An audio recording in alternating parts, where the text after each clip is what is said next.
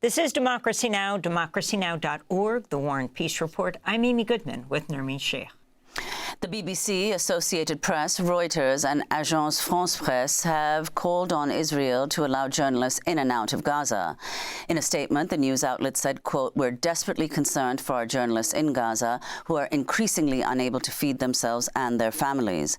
Well, our next guest, who joins us in our New York studio, was reporting in Gaza for 7 weeks during his off hours, as he also volunteered as an aid worker for the medical nonprofit GLIA, which brings doctors, nurses and others into Gaza to support local healthcare workers. Afeef Nessouli is a journalist and host of With Afeef Nessouli. He's reported from the occupied Palestinian territory since 2011.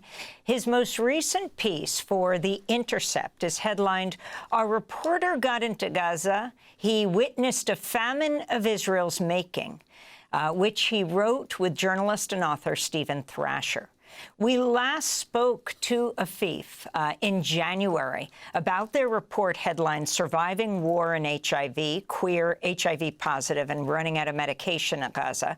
Welcome back to Democracy Now! In June, when you left, you were in Deir al-Balah, which was packed with many thousands of displaced people.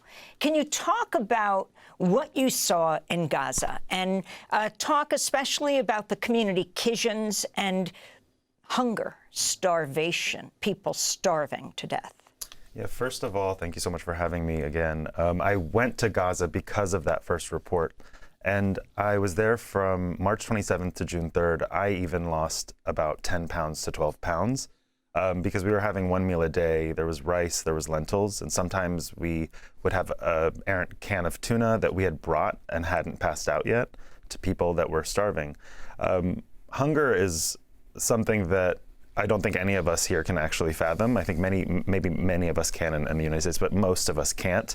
And that feeling was seeing people begging all of the time, no matter where you're walking. If you have your NGO sort of paraphernalia on, people want to know if you have tahine flour. And I speak Arabic, and my colleagues were mostly Ghazawi, and we would just really appeal to them and say, we really don't have flour, actually. We're also really hungry.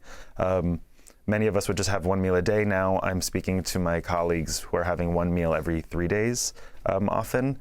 I worked at And you're talking about more than a month ago. Yeah, this is more than a month ago. The blockade started March 2nd. I got in March 27th. By then, almost, people were already rationing food. We were really, really overly thinking about what was available and what would suddenly go away if we did too much, if we ate too much.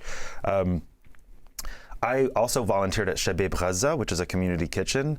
It's sort of in collaboration with GLIA, so a lot of us kind of do both. And at the start of this genocide, there were about 170 community kitchens. 250,000 meals per day were being served. About 45% of the population was being served. By the time I was leaving, Shabab Gaza, at least, went from 250,000 meals a day to 25,000, and now they're not operating really at all. I think that they're operating when they can, when some farmer or someone has potatoes. The last time I was there on June 1st, they had a bunch of potatoes, and they were passing them out and preparing them, but that's what they had. They had potatoes. So it has been an incredibly awful experience to see people sort of become sicker and sicker from hunger. I even had an experience where I was sick because I just sort of had beets one day, and I don't know, maybe I had some virus, and together I couldn't sort of hack it, and I became quite sick for about 2 or 3 days. So it's pervasive. If you're a patient, you need protein to heal. I mean, so if you have an explosive injury, and any injury that isn't about malnutrition makes it way worse. And people now are going to the hospital because they're malnourished. People are fainting regularly. I'm getting voice notes all the time from people who are just in hunger pain, which is hard to hear. And explain the Gaza Humanitarian Foundation. So many people being killed while they're trying to access aid. What's going on there? Were you in the vicinity of any of those aid sites while you were there? Yeah, so they were announced on May 19th. On May 26th or 27th, I believe it was the 26th, was the first aid distribution. It was a disaster. I remember Al-Qarara and Khan Yunis were really loud that day. The GHF has been basically the new sort of brainchild of the Israelis and the Americans. they kind of fight over who even created the idea. But ultimately, there were 400 aid sites around Gaza by the UN-backed system, and it's been replaced by now just 4. For a while, it was 3, and many of them don't always operate. Sometimes it's security reasons, sometimes it's maintenance. They have a Facebook page people check. From my reporting and my experience, people are shot at, very regularly shot at. Doctors mentioned that the bullet holes seem targeted, like snipers, because they're in certain spots in the back of the head. There's people who are just simply trying to find food for their families, and they go in the middle of the night to start lining up. And this is for parcels that are about $1.30 in all, like medical supplies, a food parcel, but all of it together is just $1.30. And the experience, from what I understand and what I experienced there, but it's also been more developed since I've left, is that there's thousands of people just disorganizedly just hoping to find something. And when you get something, it's also pitting you against all of your neighbors, all of your family, because you're the one who somehow picked up this bag of flour, and now you have to somehow justify that everyone around you doesn't get to have that flour, just you.